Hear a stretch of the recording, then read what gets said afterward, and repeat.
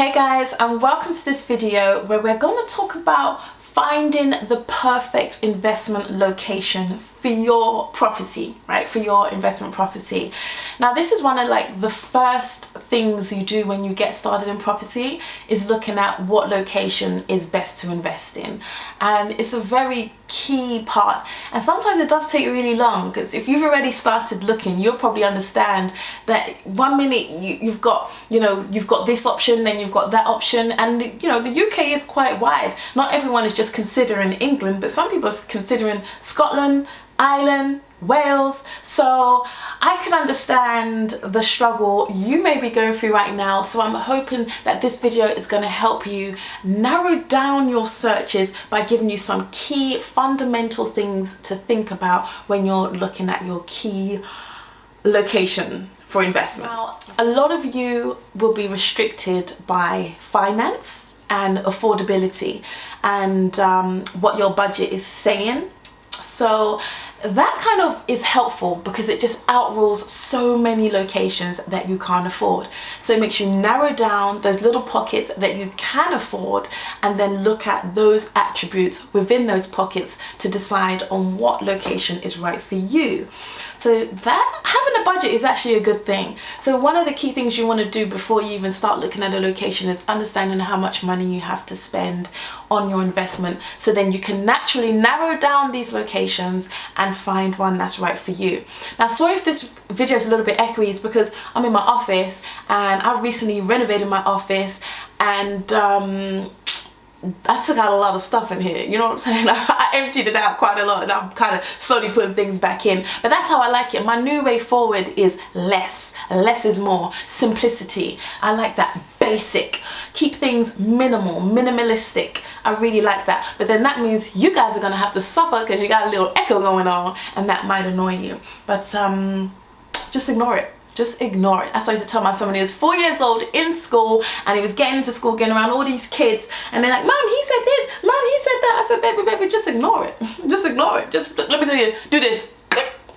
When someone's talking to you, just click. So don't click. Don't click. No, don't click. Oops, sorry.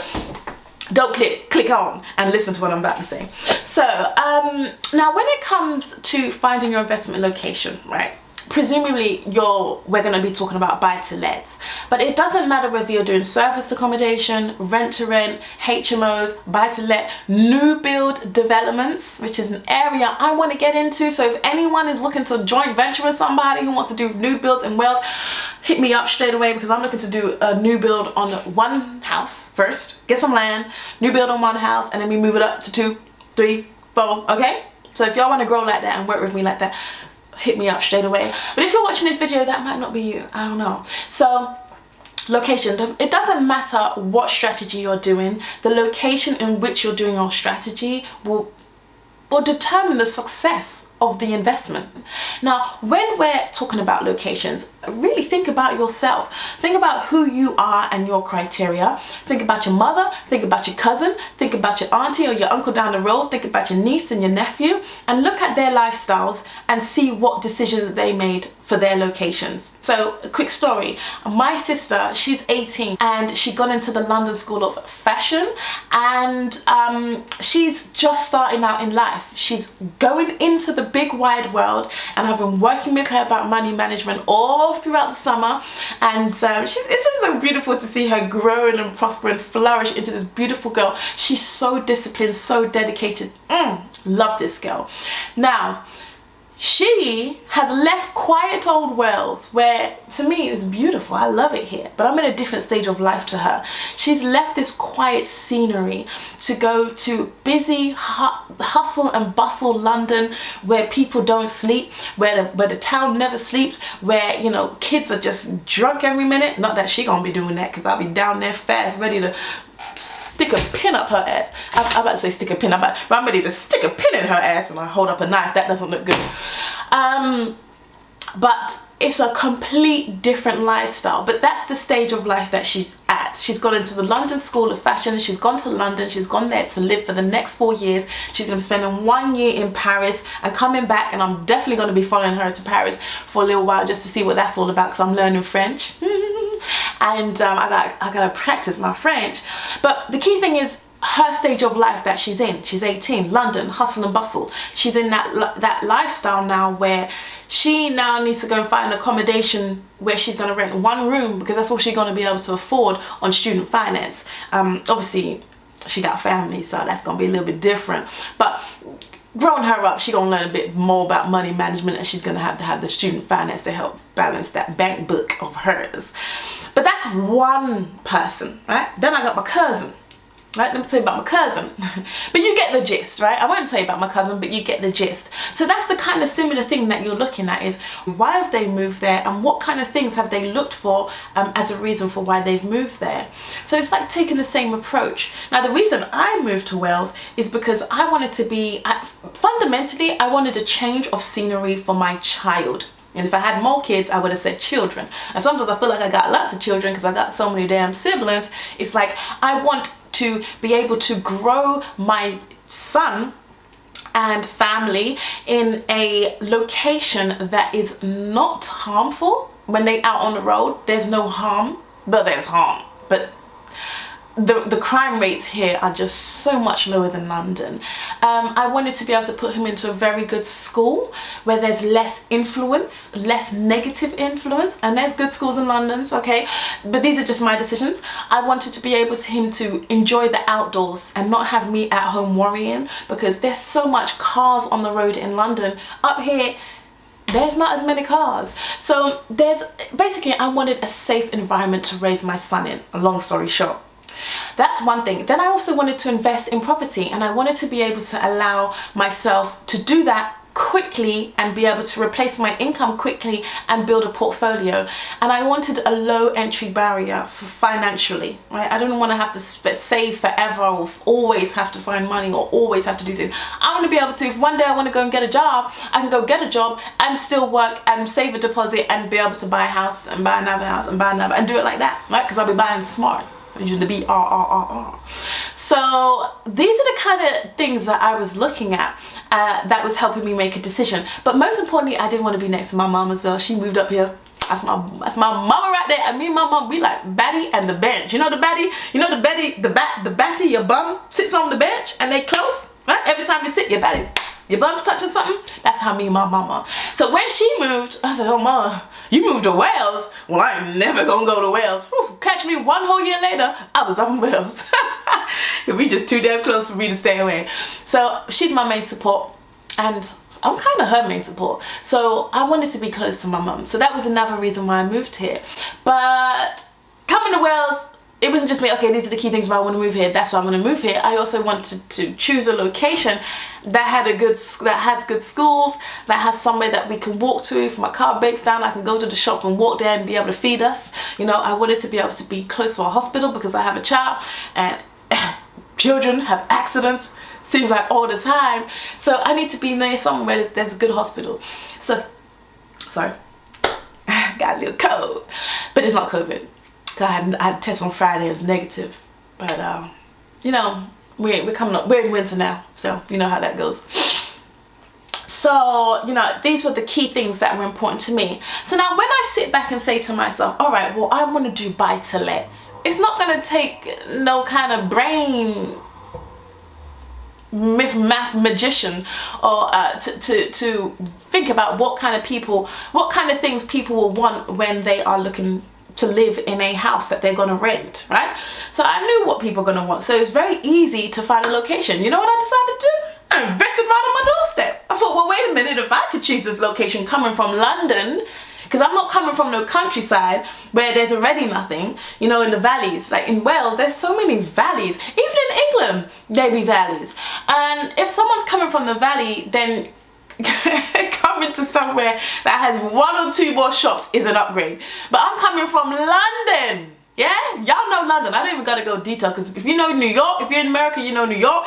If you're in, and that's it, I'm gonna stop right there because I can't think too much, because my ears are hurting, my throat hurts, and my head hurts. So I'm not gonna think too much. But if you're coming from London, the amenities, they need to be on the up. Do you see what I'm saying? I need to have good amenities and good quality facilities, not where I'm having to wait in the hospital for 6, 7, 8 hours because there's only 2 nurses. So I still had to find a good location where people will come, and there's going to be other people like me who are moving from one place or another to come to a rural location.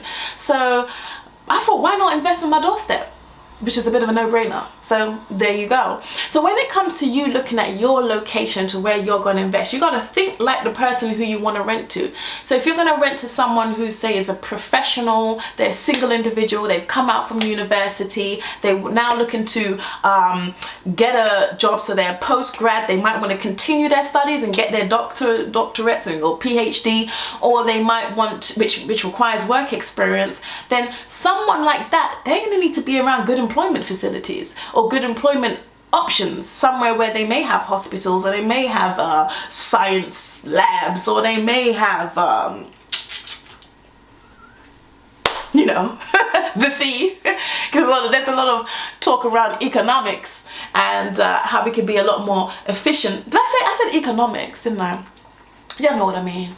Environmentally friendly facilities, you know, so they're going to need to be around these type of places where they can have access to university and have access to employment. So you want to be able to get a HMO in a location that caters to those type of facilities, and as well as that, they're going to need amenities, and they're going to need transport links, because if they fresh out of university, they don't spend all their money and they might not have a car, so they're going to need to be able to take transportation to wherever they're going, so they need to be near good transportation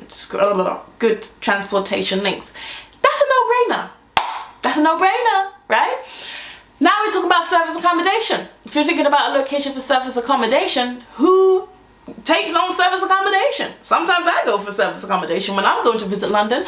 Sometimes I go straight on the booking.com, the Airbnb, type in and let me see what options I have, and then I go and book somewhere. Now I tend to book somewhere, it depends on where I'm going, because if I do a lot of workshops and stuff like that, because I'm always into further career development and trying to better myself, so I do a lot of workshops around property, around self-development, and sometimes they're in the central London, they're in the centre of London, I was going to say in central London, and I gotta go get accommodation right in central London. That means I gotta leave my car somewhere else, because I know if I'm staying in central London, then there's no point in me bringing my car. In fact, speaking of cars, I got a brand new car. I'm telling you one thing, honey, the upgrade is nice.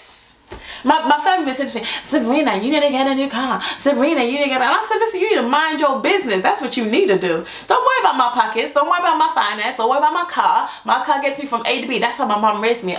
A to B. That's how she raised me. She raised me to be materialistic. So I'm fully not a materialistic person. And some of my family members, they so materialistic. They got the latest Benz, the latest range, the latest everything, and it's nice. It's like I pull up and say, hey, well, how about this? We go in your car.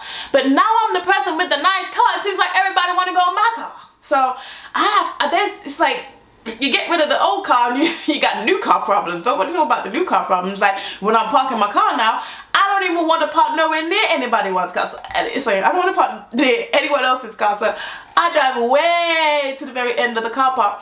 Now I get it. Because my brother does this, my sister does this. And I used to say to them, why are we parking so far from Tesco's front door? Let's go right to the car park section, right outside the front, which is what I did when I had my little car. But you know what? It is what it is. So I can't drive my new car into central London because that's expense. That's a lot of expense. So what I do now, you can just take a little coach in and then get service accommodation, get it right in central London, live nice for the weekend, and that's nice. But sometimes I'm going to Croydon, sometimes I'm going to North London, Tottenham, sometimes I'm going somewhere else, and that means I need accommodation there. But you know what that means? I can drive to that location, so I'm going to want parking. I'm going to want to be near some kind of Tesco's Express. I'm going to want to be near a train station, just in case that it is in central London, but the prices are so high, I have to stay just on the outskirts of central London and take a little transport in, which is very common, very popular. So when you're looking at service accommodation, you need to be looking in areas where it caters to those facilities. Can I drive to the station, you know, or can I park my car down the road? I need to be able to park my car It's important. It's like a little thing stuck to me. You understand? But if it's a location where I can't park my car, then it needs to have good transportation links. Okay? And if I can park my car, I don't want permits either, so minimize the permit business, or at least sort that out for me. Do you know what I'm saying? Or give me some kind of private parking space. Give me something. Because the amount of times I've had to go past service accommodation because it can't facilitate my needs right now, it's like I sit there and think, why did they not think about this? Scrolling. Why did they not think about, damn, no car, what the backside? What? No parking? What? You're in a bad location as it is. What? But that's just the decision they made. So I hope you get the picture as to what I'm saying. You know, whether you want to do professionals, whether you want to do service accommodation, or whether you, another thing is new developments. The new developments now, the beautiful thing about new developments is you don't have to really think. You do have to think about the amenities and everything, but you don't have to be so rigid in it. Because I know, like, I'm sure if you do know about Milton Keynes, right? At one stage when I was looking at investing in Milton Keynes, I went up there one day and I went off it because it just seemed like it was just full of new builds, little matchbox houses, right? My new build ain't gonna be a matchbox house. So you got little matchbox houses and they're just endless. It just seemed like there was every road we turn, you come off the highway, there's another little matchbox facility there and another little matchbox facility there. And I thought, where's the community in all of this? It just didn't feel like it was an investable town. I just didn't feel like home. You know what I'm saying? I want to feel like when I'm doing a new build, I feel like, wow, this area is really nice. This is going to fly off the market. There's demand. You see? I can see that there's demand. Now, obviously, those developers knew that there must have been demand in Milton Keynes, which is why they built it like that. But when I'm looking for that one little plot of land or two little plots of land we could build two little houses on, I kind of want it to be in an area that's already like established for me, and it's got the amenities, it's close to a hospital, within driving distance to a hospital, you know what I'm saying? It's got good schools. Okay, good schools is a really big thing. In fact, good schools is why I chose the location that I'm in now. These are things to consider when you're looking at your investment location. Who are you going to let to, and what do they want? And that's it. And a little bit of research will tell you that. And if you really don't know, call up an estate agent and say, right, you know, I'm really considering investing in blah, blah, blah. What type of tenants are in this area and what do they want? Where's the best area to invest in? And this is the kind of thing I tell my mentees when they're looking at locations. You need to get on the phone and talk to the agent. Get on the phone and talk to the agent. Have an idea of what you want. Obviously, you know your budget, you're kind of restricted. But when you're finding locations, or you've chosen on a big wide area, and now you need to pinpocket exactly what one you want to choose, what exact town or city you want to choose, it means you need to get on the phone to the estate agent or the letting agent. Mainly the letting agent, because the letting agent will know more about the type of tenants. You find that sometimes, which is crazy enough, the estate agent don't talk to the letting agent. So when I'm going to view houses with the estate agent to buy a house and I'm asking them questions around lettings, they say, I don't know, I could put you through to my lettings department. If I had a estate agency that embodied both property management, lettings and estate agency services, everyone needs to know about everything. You understand? You have the agents who sell will know about sales. That's their specialty. That's where they focus. But you guys are going to know about the lettings, the tenant demand for that area, or the home buyers for that area. So then if we have an investor who's coming to speculate and you've already told me it's a great buy to let, then tell me, how is this a great buy to let? You need to tell me who the tenants are. What kind of rent am I going to get for this house? You know, what kind of expenses or what costs should I expect? These are the kind of things that an estate agent should know. And you find sometimes they don't, which can be quite frustrating, because then you got to wait for the lettings department to call, and sometimes they don't call, so you got to chase them up. So just get on the phone straight to lettings, have a chat with them about the type of tenants and what type of rents to expect, and that will help again narrow down your search. So a location, you know, if you're considering a wide location and you find that town A, you can buy a house for 50,000, but the only rent you're going to get coming in is £300, whereas in B, town B, you can buy a house for £75,000, but the rent you're going to get is £750, then your yield it's better in town B. You need to save that little bit extra money and get a better property in town B. So, you know, you really do need to get on the phone with the lettings agents, but be very clear and just be, you know, understand exactly what it is your budget is and what it is you're looking for. And then just know that everyone wants, typically, although it's, you know, depending on who you're letting to, generally a lot of people want the same thing. They want to be close to good schools, they want to be close to universities, hospitals, they want to be close to good employment facilities, have a wide range of employments. So, you know, hospitals, shops, industrial units, you know, I was about to say service accommodation. I don't even know what happened there. But you get it, right? Not everyone, you know, a wide variety, so you can have the professionals, you can have the ones who just, you know, white collar, blue collar, and then you can have the factory workers, and then you can have the people who are just starting out in life. You know, all these people can get some form of employment. Those are the key things. So I hope this video has been helpful. If you want to have more information on that, just let me know down below. I have done another video on location, which I'll put here if I have, and if I haven't done it, then I won't put anything there. But I hope you find this useful, and if you like it, hit subscribe, and I'll see you in another video. Bye.